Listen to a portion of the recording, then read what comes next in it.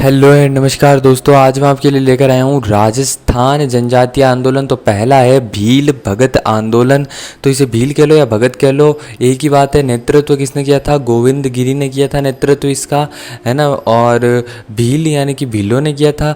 और गोविंद गिरी के बारे में ये लाइन बड़ी इंपॉर्टेंट है क्योंकि पटवारी में आई हुई है। राजस्थान के गोविंद गिरी का जन्म डूंगरपुर के बांसिया गाँव में बंजारा परिवार में हुआ।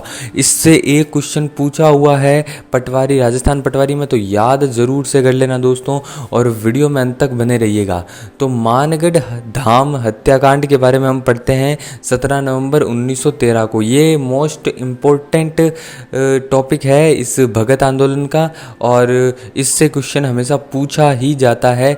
तो मानगढ़ धाम हत्याकांड क्या है कि और 17 नवंबर 1913, तो इसे दूसरा जलियांवाला बाग हत्याकांड कहते हैं क्योंकि अंग्रेज़ों ने क्या किया, जब मानगढ़ धाम में भील इकट्ठे हुए सभा के लिए, तो अंग्रेज़ों ने वही किया जो जलियांवाला बाग में किया गया, अंधाधुंध गोलीबारी करी गई। ठीक है।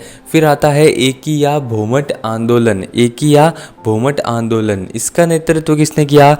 आप जानते ही होंगे, मोतीलाल तेजावत ने इसका नेतृत्व किया, है ना। मोतीलाल तेजावत। फिर मोतीलाल तेजावत के बारे में यदि हम बताएं तो मोतीलाल तेजावत को भीलों का बावजी भी बोलते हैं और आदिवासियों का मसीहा भी बोलते हैं, है ना। भीलों का संरक्षण किया था इसीलिए भीलों का बावजी, और आदिवासियों की बातें रखी थी इसीलिए आदिवासियों का मसीहा कहलाया मोतीलाल तेजावत। ठीक है दोस्तों। और इसने 21 सूत्रीय मांग रखी। अब ये 21 सूत्रीय मांग क्या है ना।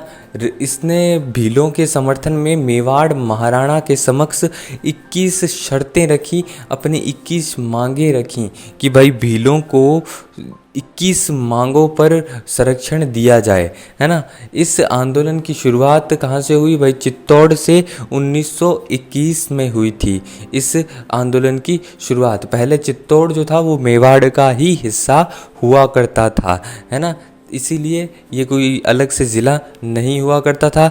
आंदोलन के समय मेवाड़ के महाराणा कौन थे? ये बड़ा इम्पोर्टेंट है। महाराणा फतेह सिंह थे, है ना। जब ये आंदोलन हुआ, एक ही आंदोलन जब हुआ तो उस समय मेवाड़ के महाराणा कौन थे? तो मेवाड़ के महाराणा फतेह सिंह थे, है ना दोस्तों। फतेह सिंह थे और 21 सूत्रीय मांगे रखी थी। इनमें से केवल 18 ही मांगे स्वीकार की गई, 3 मांगे स्वीकार नहीं की गई। इन 21 सूत्रीय मांगों को मेवाड़ की पुकार कहा गया। क्या कहा गया? 21 सूत्रीय मांगों को मेवाड़ की पुकार कहा गया, है ना। फिर तीसरा आंदोलन है लसोड़िया आंदोलन। ये आंदोलन कुछ ज़्यादा इम्पोर्टेंट नहीं है, इससे ज़्यादा क्वेश्चन नहीं पूछे गए हैं। फिर आता है जरायम पेशा कानून 1924 को ब्रिटिश पार्लियामेंट में एक प्रस्ताव जारी हुआ, जिससे क्या हुआ कि राजस्थान में सर्वप्रथम इसको जयपुर में 1930 में कठोरतापूर्वक लागू किया गया। इसका क्या काम था कि जो जयपुर के आसपास रहने वाले जो मीणा लोग हैं वो सुबह और शाम दोनों समय पुलिस चौकी में आकर अपनी हाजिरी दर्ज करवाएंगे। ऐसा इसीलिए किया गया क्योंकि अंग्रेज़ों को ऐसा लगता था कि जो चोरियां होती है, जो क्राइम होते हैं, वो सारे भीलों द्वारा ही किए जाते हैं। इसीलिए यदि वो हाजिरी लगाएंगे तो क्राइम कम हो जाएंगे दोस्तों। ऐसा सोचना था, यानी कि ये अंधा कानून जैसा कुछ सिस्टम था अंग्रेज़ों का।